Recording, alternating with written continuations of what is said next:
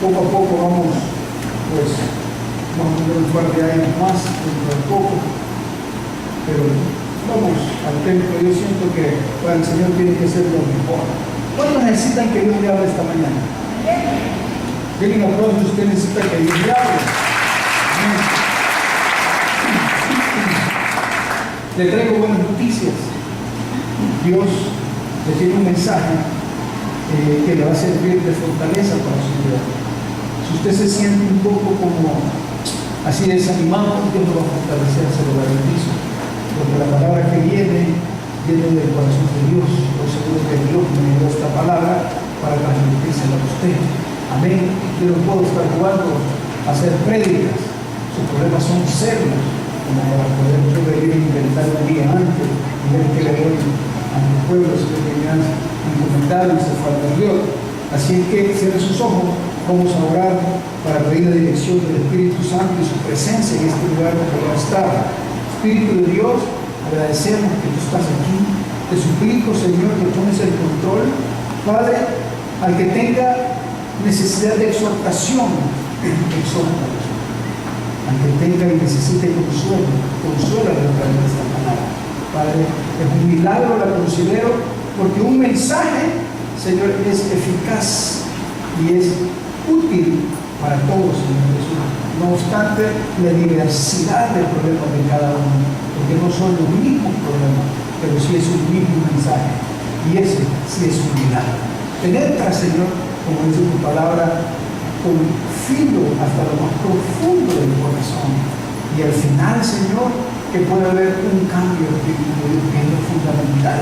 Así como eso te pedí ahora en la mañana, Señor, que tú tocaras esta vida, transfórmala, Señor, para que yo pueda tener una vida mejor en ti. Espíritu de Dios me da incompetente, pero sí lleno de una unción especial para predicar esta palabra. Porque si algo sale bien al final, la gloria y la honra desde ahora te la doy a ti, Señor. Amén y amén. Quiero empezar con algo. Una pregunta. ¿Qué crees tú que te hace diferente a los discípulos o a los seguidores de Buda, de Mahoma, de Sai Baba? O sea, ellos son humanos igual que tú. Ellos piensan igual que tú, ellos ven igual que tú. Ellos ven las mismas cosas igual que tú. Porque la inmundicia, la maldad y el pecado están en todos lados. ¿O no? ¿Quién te garantiza a ti que cuántos chinos habrán? En Estados Unidos hay 300 millones. ¿Cuántos? 3.000 millones de chinos. Por ahí tienen que andar los indios también, los hindúes. Por ahí los ven. Bueno, tenemos un montón de gente. Nosotros somos 6 millones de salvadoreños aquí. Y nos vamos a ir reduciendo hasta ser que 400 miembros de esa fase nerviosa con todo el niño. ¿Por qué estás aquí? ¿Por qué te levantas los domingos en la mañana en lugar de estar en la playa o viendo el fútbol o jugando, no sé, en un parque? Tomaste la molestia de venir aquí. ¿Quién dice que tú tienes la razón? Si nos vamos en proporción de gente, del número, ¿será que Buda era? Si hay gente que vio a Sai Baba, porque Sai Baba ya murió. Hay gente que vio a Sai Baba sacar oro de las manos y la gente se quedaba petrificada y decía, por eso era que la gente caía como Sai Baba, porque lo veía, era alguien visible, era alguien de esta era. Amén.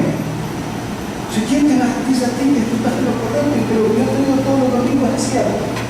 Y vayas a otra iglesia y me estás aquí, todos los pastores te van a hablar de la misma forma como yo te hablo y de la misma persona.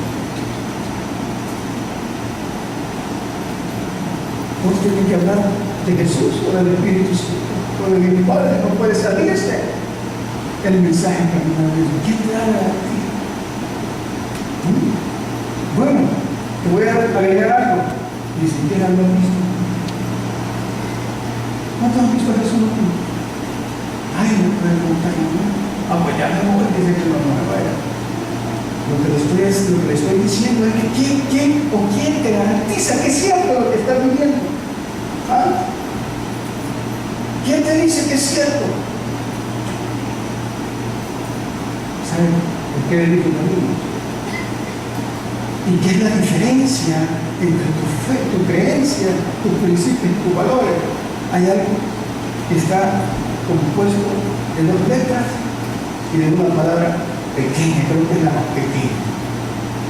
2 letras, la F y la E, y te dicen fe. Esa es la diferencia. La diferencia por la cual tú vienes de domingo, la diferencia por la cual tú te abstienes de 1 hora y media o 2 horas de hacer lo que usual o normalmente hacen todas las personas y venís a la iglesia, es por la fe. ¿Y qué es la fe? La fe es la convicción en algo que no has visto, ¿sí? En algo que no has tocado, pero que tú crees que sí existe. Y déjame decirte que el correcto y la persona que está correctamente bajo sus principios sos tú. Pero nadie te puede dar la certeza de que es cierto todo lo que haces, sino el Espíritu Santo, a través de esa palabra que se llama fe. Por la fe llorás. Dice la palabra de Dios que somos sellados por el Espíritu Santo. Y dice la palabra de Dios también que el Espíritu Santo es el que nos guía a toda verdad. Dice la palabra de Dios que el Espíritu Santo es el que convence al mundo del pecado. O sea, convence al pecador que está mal en su vida. ¿Ya? Entonces esa convicción, esa certeza, esa duda que se genera antes de conocer a Cristo es el Espíritu Santo que la sella, haciendo que tú tomes la decisión correcta. ¿Me explico? Sí, estoy claro con lo que estoy diciendo. O sea que cuando llega un cristiano o una persona a evangelizarte, a darte un tratado o a decirte que tu solución es Jesús, empieza a ver algo dentro de ti que empieza a generarse. ¿Será? ¿Te acordás de eso, sí o no? Ese es el Espíritu Santo que está influenciando hasta que te lleva al convencimiento pleno que tú necesitas de una ayuda de alguien superior a tus limitaciones humanas, alguien que en realidad pueda ayudarte con la necesidad que tú tienes. Cuando el Espíritu Santo te convence que tenés pecado, que está lleno de inmundicia, entonces das un paso. Y ese paso es conocer y reconocer y aceptar a Cristo como tu Salvador personal. Amén. Cuando haces eso, cuando se hace ese acto, cuando eso sucede, entonces empieza una serie de conceptos, de beneficios, de atribuciones. Aquí es. Entonces empezás a ser salvo, y con la salvación no solo viene el irme al cielo cuando me muera, no, viene vida abundante, vienen promesas, viene paz, viene gozo, viene salud, viene seguridad. O sea, con la salvación, cuando tú lo aceptas como tu Salvador personal, se abren todos los beneficios. Dios, ya no somos una criatura de Dios, ya pasas a formar parte de la familia de Dios. Porque la palabra de Dios dice en Juan 1:14, a todos los que le recibieron, a los que creen en su nombre, ojo, les dio la potestad de ser hechos hijos de Dios. Entonces allí vienen beneficios, como los beneficios que tus hijos tienen contigo. No es cierto que a ti te pueden decir cualquier cosa, pero que tomen la tuya, ¿cómo salís? Pregúntale a una mamá que llegue su hijo grande y que le diga, mira, me agarraron de patín y me golpearon. ¿Qué crees que es esa mamá? Ay, no, mi niño lindo, póngase a orar, por favor, ayúdenme. No, venir y decirme quién es. ¿Ah?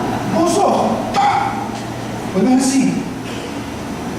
Solo mi mujer es así. ¿Vos qué me ayuda a ver qué le va a pasar? Es que como es mi nana que agarra de vez en cuando, pero bueno. Está aquí, iglesia. Entonces, ese es el beneficio que nosotros agarramos. pasamos a ser hechos hijos de Dios. ¿Y qué beneficios tiene un hijo, Señor? Se te abren bendiciones. Miren, este libro empieza a tener sentido en tu vida. Sí. Este libro empieza a tomar vida. Y empezar a leer la palabra de Dios.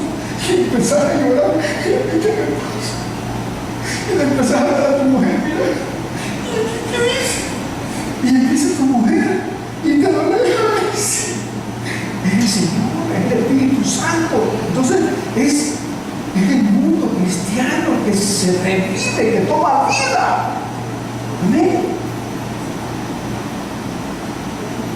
Todo por 2 letras, una palabra: fe. Yo no necesito ver a Jesús. Yo sé que mora en mi corazón, porque su palabra dice: bienaventurados aquellos que sin ver, ¿qué? Creen. Yo no hubiera querido ser Tomás, que andando con Jesús 3 años viendo los milagros, y ficha cantada, el Señor ya le había dicho. Y cuando llegaron a decirle vimos a Jesús, ¿qué? No. Si no me tiene Dios su mano en el costado, mi dedo, no creo. Y al día siguiente el Señor se le aparece en medio, ahí estaba él, a él se dirigió a los demás. Pero no le quiero ser como así. Mejor así como usted. Porque él dice que sin ver han creído, y eso tiene un gran valor para Dios. Aparte que ningún otro de esos Budas, o etcétera, o Mahoma, Saibaba, se atribuía a ser Dios, y ninguno se atrevía a decir: tus pecados son perdonados. Solo uno, y ese se llama Jesucristo. Y lo que tú estás creyendo, tu fe, es la correcta y la verdadera. No es la fe en Saibaba, no es la fe en Buda, no es la fe en Mahoma.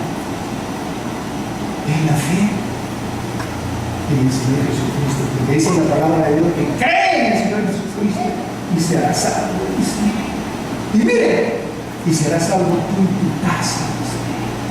¿Cuántos son fieles testigos que uno se convierte y poco a poco ya no tenemos de casa? Puede ser que todos al mismo tiempo, puede ser que otros después, otros más tarde. Ya. Pero si dice, ahora, eso solo se obtiene a través de la fe. ¿Cuál es la convicción de los padres que acabamos de presentar a la niña? La fe. ¿Y por qué no es mejor ir donde el padre que le eche el agua y que el niño llore? Y no es mejor porque es visible, yo lo estoy viendo. Es un rito visible. Pero ¿cómo es eso que yo la traigo? Ni nada, ni los compadres están. Y yo, y allá con compadres, y almuerzo, y de todo, y aquí no. Si aquí solo agarra la Biblia y dice: dejad a los niños venir a mí, y no se lo impidan, porque de los tales es el reino de Dios. Pero con fe y miedo, eso es lo que te sostiene. Amén. Pero hay un peligro con ese principio. Es cuando el diablo viene y te atolontra. No sé si es palabra, pero me entendiste, ¿verdad? Y te agarra y te sacude y te da y salís así. ¿Y aquí qué pasó? Por eso es que el Señor, en Efesios 6:10, por favor, Efesios 6:10, 6:15. Efesios, busca tu Biblia, estamos hablando de las armas del cristiano. ¿Estás aquí? ¿Sí se acuerdan que estamos hablando de las armas del cristiano? Efesios, capítulo 6, vamos a leer desde el 14 para que se recuerde. Estad pues firmes, ceñidos vuestros lomos con la verdad. Cincho, amárrese bien los pantalones en integridad. Amén. y vestidos de la coraza de justicia. La venganza no es mía, la venganza es de Dios. Sea cabal, sea justo con todo. No traten mejor a uno, no traten peor a otro. No, sea cabal, sea justo. Ojo, dice el 15, y calzaban los pies con el apresto del Evangelio de la paz. Lo hablamos el domingo pasado. Usted tiene que ponerse las pilas.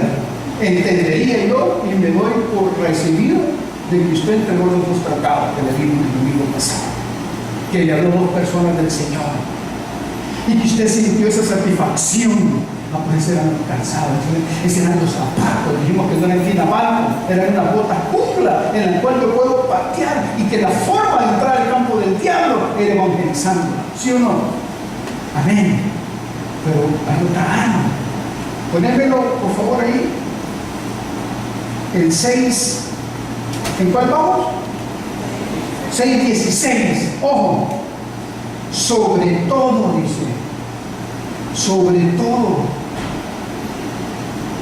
todo, tomad el escudo de la fe con que podáis apagar todos los dardos de fuego del maligno. Miren, de todas las armas que hemos visto, se sostienen por sí solas. ¿En qué sentido? Usted se pone el cincho y si se amarra, el cincho no se le cae. A menos que usted se le reviente el cincho o algo, pero se sostiene por sí solo. Pongamos que este saco sea la coraza, se sostiene por mis brazos, qué sé yo. ¿Sí? Me pongo los zapatos, también los zapatos se sostienen solos porque yo lo voy partiendo y mi pecho, hay algo físicamente que se llama ahí, yo no sé, pero se sostienen solos. Pero el escudo de la fe, el escudo no se sostiene solo. El escudo yo tengo que agarrarlo. O sea, el escudo, yo tengo que ejercer ciertas cosas. Amén. Es como esto, ¿no? Usted sabe qué es esto.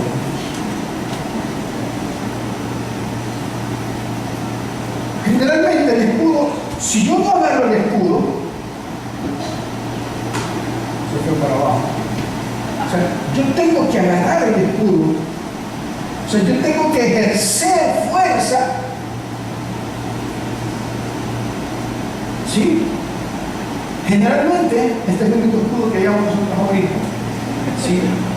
Pero los escudos medían como 1,20 metros, más o menos. La idea era que el escudo te cubría todo. O sea, te cubría. Yo preferiría, si el apóstol Pablo dice ahí, sobre todo, es porque hay armas que quizás pueden ser más importantes, sin importar lo demás. Pero hay armas que cubren y sirven para protegerte. Porque si yo puedo tener todo, pero si voy sin escudo, o puedo tener nada, pero si voy con el escudo, es más fácil. ¿Para qué sirve el escudo? ¿Sabe para qué sirve? Yo tengo que estar pendiente, yo tengo que andar viendo el escudo. ¿Ya ve? Ahí está. Cuidadito. Uy, estos dos elementos. No, que aquí a mí, ¿quién le viste los volados? No.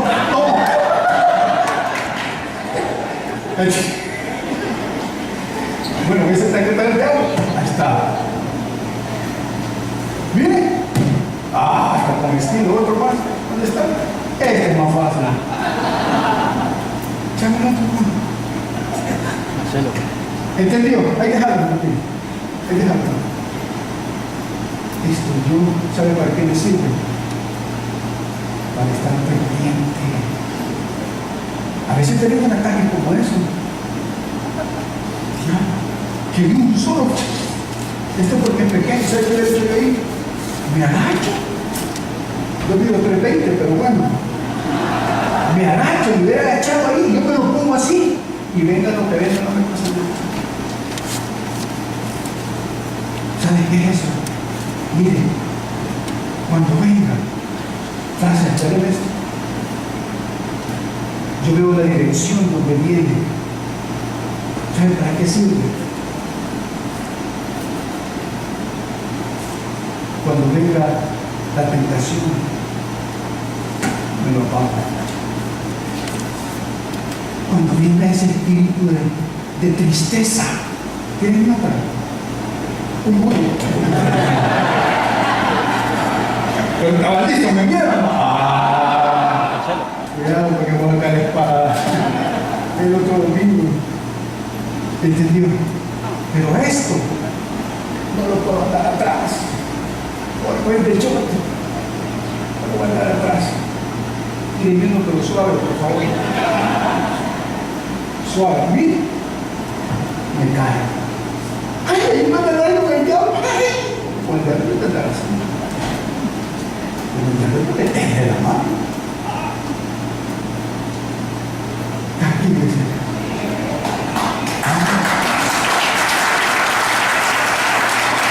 No, dale más adelante, 16. Ese no es. Cuando dice sobre todo, tomad el escudo de la fe, con la que podáis apagar los dardos de fuego del maligno. El diablo no está jugando, es el diablo. Si alguien no está jugando en su trabajo, es el diablo. Si dice un dicho, más vale el diablo, ¿por qué? Por viejo que por diablo. Si alguien tiene experiencia de cómo tratar con el ser humano, es el diablo. Si alguien ha aprendido a través de los siglos y del tiempo, es el diablo. Si alguien sabe el momento preciso cuándo aventar un dardo, es el diablo. Tú puedes estar en lo mejor, la mejor tranquilidad. Tú puedes creer que estás solvente, que estás con una gran dicha, y de repente, Samuel, tirándole el ahí. De repente tú puedes andar caminando y de repente te viene y tienes que estar en pulso. Qué buen brazo, bichito, te equivocaste, no tenés que haber sido beisbolista. Está aquí. O sea, tú puedes creer que todo está bien, que no hay problema, y de repente el zapotazo que te cae. ¿Y qué pasó? Y el escudo no estaba cortado. No andaba un escudo electrónico. Tranquilo, los dardos de fuego del maligno es todo lo que él utiliza en tu contra para hacerte caer, para que en esta lucha espiritual que tú tenés, para que en esta guerra espiritual agarrarte desprevenido. Y el diablo sí, si alguien paciente es el diablo, te espera. El diablo no se sorprende de que tú tengas un gran avivamiento. Sí. El diablo te espera. El diablo dice, ya le va a pasar a este. Le va a presentar una su dicha por ahí. Y ese es el tanto del enemigo. A ver cómo reacciona. Entonces él, como lo conoce bien, él sabe a qué tipo de dardos tirar. Que puede tirar uno de confusión, de miedo, de temor, de lujuria, de avaricia. Tranquilícense. De prepotencia, de orgullo. Y tú puedes creer que esos dardos no hacen nada. Pero el escudo de la fe, tú tenés que moverlo. La fe activa, no es pasiva. La fe es de obrar, de hacer. Yo recibo a Jesús, pero yo doy un paso. Tengo que confesarlo. Está aquí. Entonces esa arma, por eso el apóstol Pablo dice, sobre todo, tomar el escudo de la fe con la que podáis apagar todos los dardos de fuego del maligno. Si algo importante hay para el cristiano es que todos los principios, todo lo que crees, deben estar firmes en los momentos de dificultad. Miren, yo debo de tener el principio claro. ¿Cuáles son los principios? Esta es la fe. O sea, creer en esto. O sea, cuando las circunstancias no son buenas, cuando mis hijos no son los más adecuados, yo les he dicho muchas veces, cuando los hijos crecen,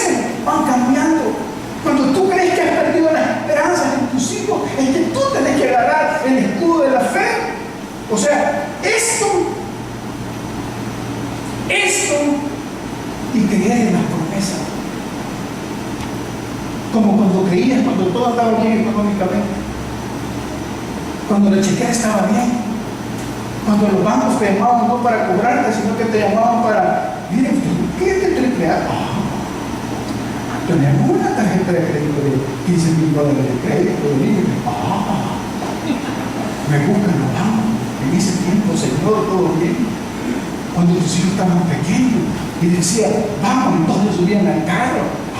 Esta vida ha sido buena. Qué chido. Recién salido de la universidad y puede ser que haya trabajo. Recién casado, todo luna de miel, qué lindo. Esta arma no te sirve cuando están las cosas bien. Esta arma te sirve cuando las cosas están mal. Y cuando las cosas han estado bien, tú te has llenado, te has fortalecido en la palabra. ¿Estás entendiendo? Miren, en aquel tiempo a los escudos los ungían con aceite, literalmente aceite. O sea, los agarraban y como han visto ustedes en las tablas del surf, a veces les ponen como una cera. No sé para qué es, pero ¿para qué es? Para que no se deslice, porque tiene que deslizarse. Para que el hombre no se deslice, sí es cierto. Cabal, como los tacos cuando juegan billar, el talco. Sí, dice. Cuando usted se echa talco en los brazos, vienen contando los dedos para agarrar piel. Yo vengo de la calle, yo vengo de la calle. Entonces aprendí a jugar a nadar y tengo cuidado conmigo. Miren, entonces para eso era. Limpian aceite con un fin. Que cuando venía el dardo, se deslizaba. Entonces, el que no hubiera aceitado su escudo, entonces las flechas sí traspasaban. Y cuando era demasiado el ataque, estaba frágil el escudo y lleno de hoyos. Un escudo lleno de hoyos por todos lados. Viene alguien que pega con la espada, te lo quiere y te mata. Entonces la idea de aceptarlo era para eso. ¿Cómo te puedo aplicar el aceite a tu vida? ¿Cómo tu escudo debe estar bien aceitado? ¿Saben qué significa el aceite? Es tu vida espiritual. Hermano, si tu vida espiritual está mal, si no tienes una relación con Dios, si no tienes un hábito de orar, si no tienes un hábito de servirle, si no tienes un hábito de leer la palabra de Dios, si no tienes un hábito de ganar alma, o sea, si no tienes un hábito de venir a la iglesia, o sea, si no tienes una relación con Dios, tu escudo va a estar sin aceite. Y sabes lo triste de todo, sabes lo malo de todo, que somos vulnerables del enemigo. Y todo lo que está alrededor tuyo está pronto para ser un caos. Si tu vida, y si tú sos cabeza de hogar de tu casa, y tu vida no está bien aceitada, una buena relación, no esperes tener unos buenos hijos cristianos. Hay excepciones a la regla, pero el que da el ejemplo es tata en la casa.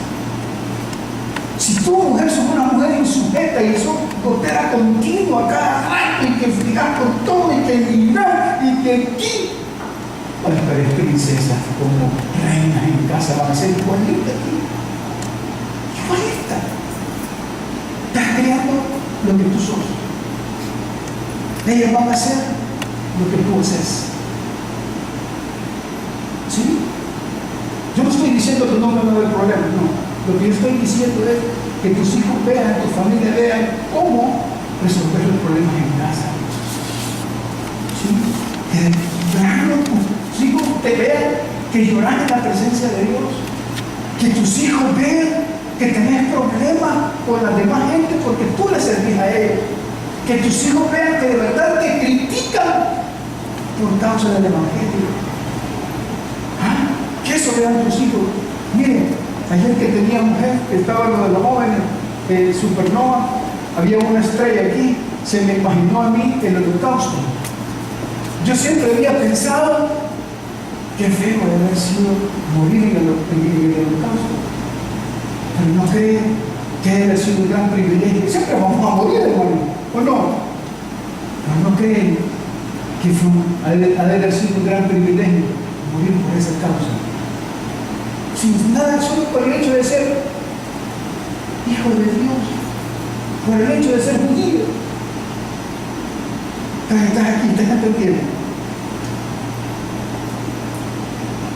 Entonces el punto aquí, señores, es ¿qué estamos haciendo nosotros? Si tenemos en realidad bien aceptado el estudio. Miren, ya lo metí en nada, por favor. Yo les pongo que usted en su Biblia, 1 Samuel. 1 Samuel, capítulo 17.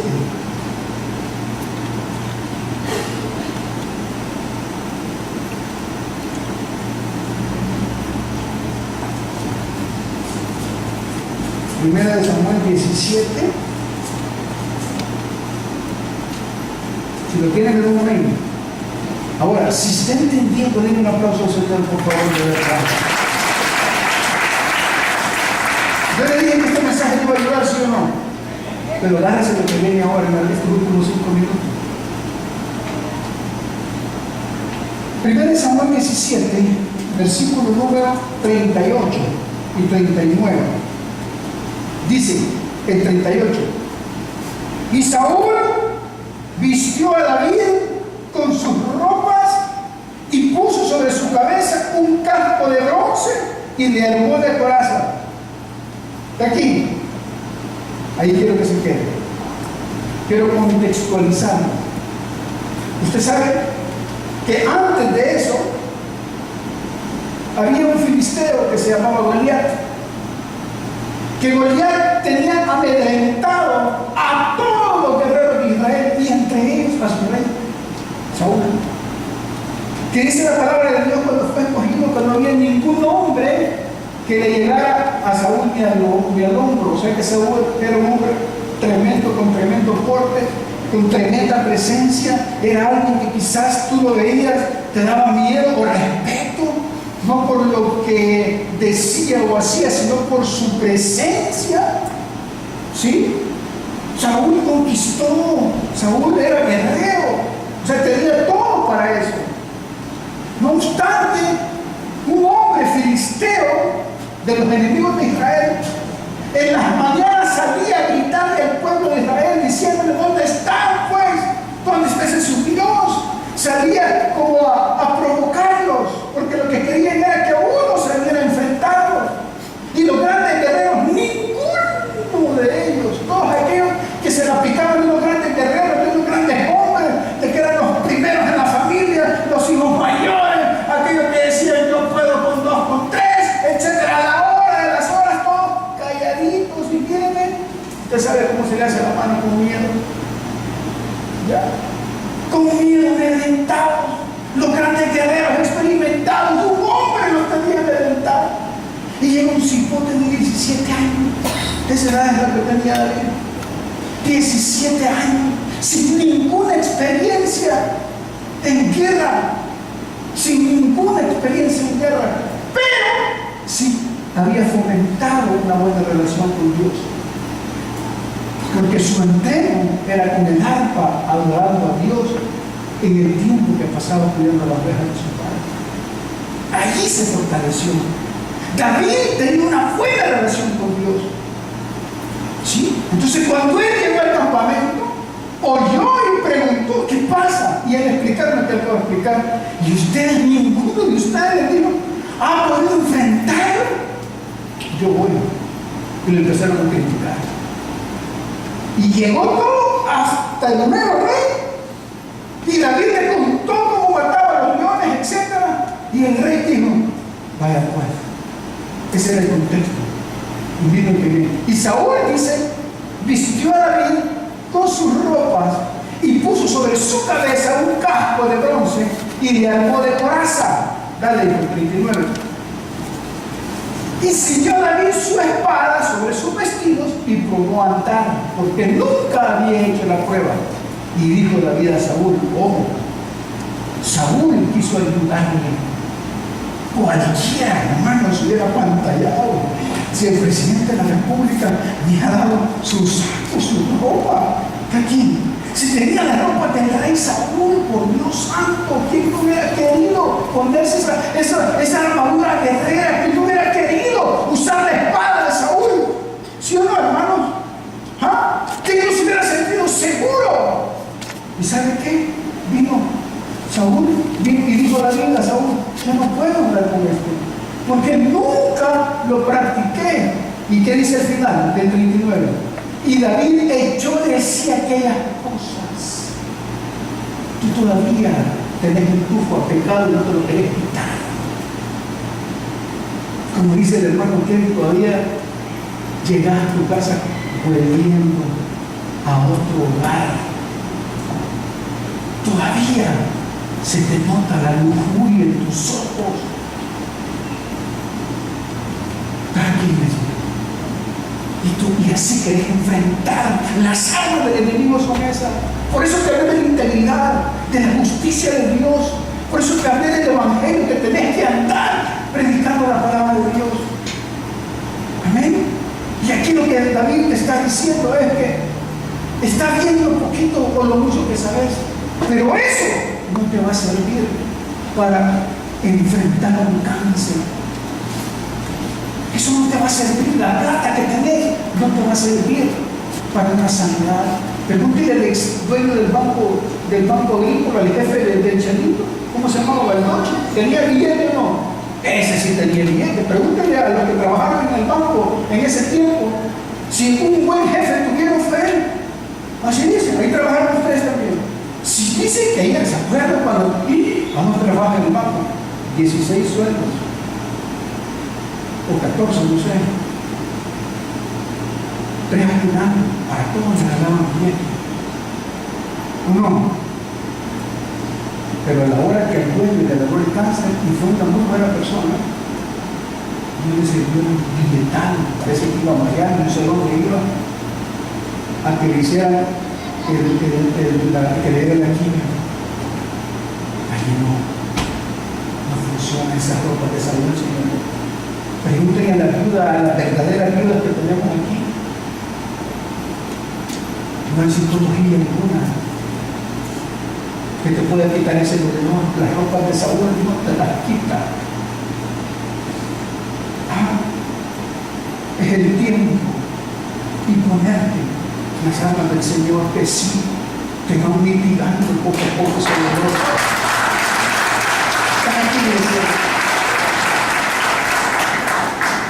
Las ropas de Saúl son humanas. No, dijo David, yo no puedo. Yo tengo una relación con Dios tan estrecha que yo puedo solo con Él. ¿Qué dice más adelante? El 40. Ve el mismo, el 40. Y tomó su callado en su mano y escogió 5 piedras lisas del arroyo. Mire, esas son las armas de Dios. ¿Están aquí, iglesia? Esas son las armas de Dios. Y escogió 5 piedras lisas del arroyo y las puso en el saco pastoril, en el zucrón que traía, y tomó su onda en su mano y se fue hacia el filisteo. Vaya, dijo yo, si algo tengo, es la presencia del Espíritu Santo en mí. Si algo tengo yo, mire, ¿sabe qué es? La promesa de Dios. Él agarró su Biblia por el amor de Dios y se le vinieron todas las promesas del Señor que hay para sus hijos, para su familia, para la finanza, para la sanidad, para la salud, para la paz, para la angustia, para el miedo. Empezó a decir, pensando que él decía, aunque ande el valle de sombras no temeré, porque Jehová me va a rescatar. Empezó a agarrar las armas del Señor, empezó a recordarse de la oración, empezó a decir, Señor, si yo estaba fortalecido, y agarró, como dice allí, las armas de Dios, 5 piedras del arroyo, las puso en su saco, tomó la hundía y se fue hacia el filisteo. Y miren lo que dice el 41. Dale, varón, van atrás. Y el filisteo venía andando y acercándose a David y a su escudero delante de él. Y el 42 decía, aquí dice. Y cuando el filisteo miró y vio a David, le puso un poco, porque era muchacho y rubio, y le puso parecer un bichito, pues. A la madera de aquel vintel, ¿cómo mandaron eso? Un bicho que en lugar de agarrar la patada lo abraza a usted quizás. Ya dije que le mandaba, empezó a ver ahí con cuatro aquí cicatrices y con una cara así y con una M60 y aquí Pancho Villa, a meterse. Ahí empezó a ver a alguien así, que nomás Pedro le hubiera dado miedo. No, un cipotillo sacado de una revista, ya, de teleguía o de lo que sea, y viene y se empieza a burlar. Y dice el 43, dele, brother. Y dijo el filisteo a David, soy yo perro para que vengas a mí con palos. Yo le iba a decir, al renting anda para allá, ya ibas allá, ya, para que nos vengas a mí con palos. Y maldijo a David. Miren, por eso no se mete en el pleito que hay allá en Medio Oriente. Mejor venga aquí para que me lo oriente yo a usted, ya. Y no cometa errores. ¡Ay, que los palestinos, mire, esa no es su guerra! No se meta con Dios. Lo que sí le puedo decir yo, que con Dios nadie se mete. Nadie se mete. Ya, literalmente nadie se mete. Así que usted, calladito, ore y dígale, Señor, bendice a Israel y punto. Bendice a Jerusalén y punto. Ya, si yo le contara todos los libros, las matanzas que ha habido, mejor no. Usted sigue ahí, porque bendito lo que pasa. Y maldijo a David por su Dios. Y dice el 44, dijo luego el filisteo a David, ven a mí y daré tu carne a las aves del cielo y a la bestia del campo. El 45, no se me quede. Entonces dijo David al filisteo, tú vienes a mí con espada y con lanza y jabalina, mas yo vengo a ti en el nombre de Jehová de los ejércitos, el Dios de los varones de Israel, a quien tú has provocado. Hermano, al que se mete contigo, provoca al Dios viviente. Al que te quiera hacer daño aquí, levanta un ejército celestial que va en contra de los enemigos. Eso es lo que pasó aquí. Si David era un pastorcito, ni planta de ganado tenía, si bonito era. Hay gente tan bonita que ni hacerle daño que es. Así era David, tremendo, de 3 metros y medio, un bichito rubio. Pero sí sabía, ¿sabe por qué? Porque su escudo lo tenía bien aceitadito. Si él sabía que eso decía, en el nombre de Jesús, los demonios para afuera. ¿Ya? Pero no te vayas a salir aquí en el nombre de Jesús. ¿Y vos quién sos? Si te acostás con tu secretaria, sos transero, sos un mentiroso. Tranquilo, ¿bien? Y el Dios del dolor de la muerte, a quien han provocado, dice el 46, con eso vamos terminando. Jehová te entregará hoy, miren, palabras. O sea, tiene tanto poder tu boca. Eso no había pasado. Él lo estaba confesando. Su fe era tan grande y tenía tanta la convicción que él sí se había creído este libro. No sé si te lo has creído tú. No sé si a medias está. No, tenés que creerte que aquí dice la palabra de Dios. ¿Sí? Que a sus hijos todas las cosas le ayudan a bien a los que aman. Eso dice, como un propósito ha sido llamado. Entonces dice, confesando, Jehová te entregará hoy en mi mano, yo te venceré y te cortaré la cabeza y daré hoy los cuerpos de los filisteos a las aves del cielo y las bestias de la tierra, y toda la tierra sabrá que hay un Dios todo para exaltarlo a él. Jamás David iba en su nombre, aquí vengo yo. ¿Cómo va a ir David? Así si era un mono que no inspiraba nada de miedo, sin ternura quizás inspiraba. Pero él sí sabía cómo iba. Pero la ropa de Saúl la llevaba puesta. Vaya, tú traigas la espada de Saúl, desnudo el Saúlito me va a salvar. ¿Cuál? Lo dejó afuera y empezó a asirse esa palabra, asirse de la palabra. Y el 47 dice, y sabrá toda esta congregación que Jehová nos salva con espada y con lanza, porque de Jehová es la batalla y Él os entregará en nuestras manos. Él tiene control de tus enemigos. Él tiene control de todo. Y termina el 48 diciendo, y aconteció que cuando el filisteo se levantó y echó a andar para ir al encuentro de David, David se dio prisa y corrió la línea de la batalla contra el filisteo, y dice el 49, y metiendo David su mano en la bolsa, tomó de allí una piedra y la tiró por la onda, e hirió al filisteo en la frente. Y la piedra quedó clavada en la frente y cayó sobre su rostro en tierra como una piedra. Por Dios, esto no es más letal, porque dice que penetra profundamente como espada de doble filo. Si algo ha podido cambiarte a ti, no ha sido la psicología, ha sido esta bendita palabra de Dios. Por eso estás aquí todo conmigo, por eso venís los martes, por eso le servís, por eso ofrendás, por eso diezmás, por eso, porque esto es letal contra el enemigo.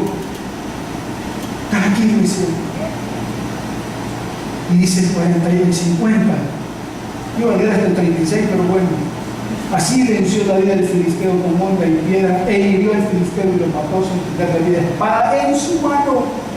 La oración, señores, la palabra, el confesar que Dios escogió, que Él puede.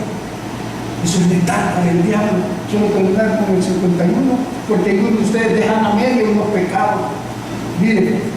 Entonces corrió David y se puso por el filisteo, y tomando la espada de él y sacándola de su vaina, lo acabó de matar y le cortó con ella la cabeza. Por si medio que David se aseguró. Miren, esa no es una parábola.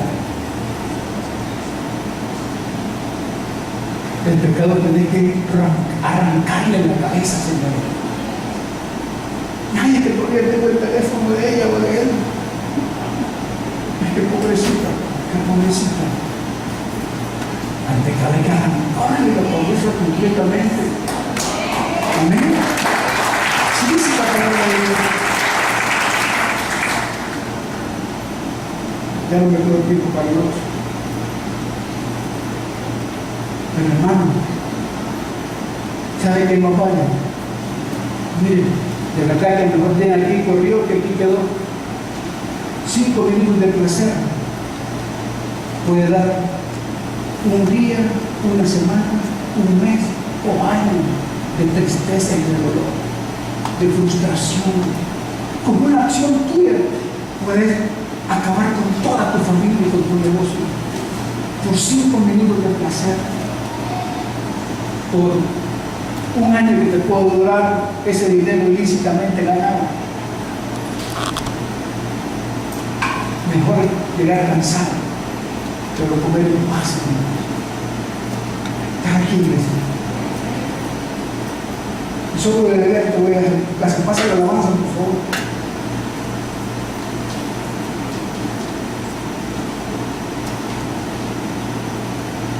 Daniel, pero Daniel, el libro de Daniel, no Daniel, no, el libro de Daniel.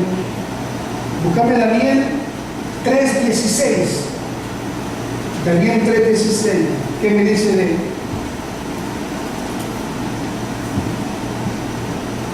De Sadrach, Mesach y Abednego. Le voy a contar esta historia y por eso termino. Como tengo solamente 30 minutos de estar predicando, son 5 minutos ya. El rey Nabucodonosor había hecho una estatua. Miren, fíjense de los señores que están aquí abajo.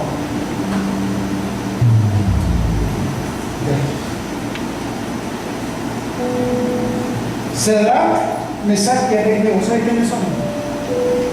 Aquellos 3 jóvenes ilustres que fueron esclavos cuando Babilonia llegó a Israel y los capturó. Los llevó a Babilonia y quiso cambiarles la filosofía. ¿Sabe qué quiso?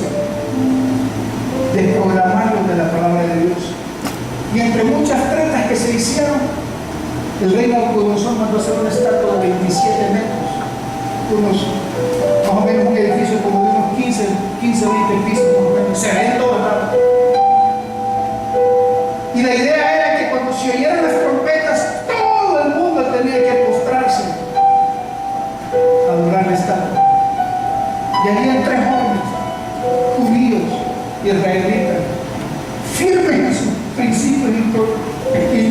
principios y en su doctrina, si sabían quién era Dios.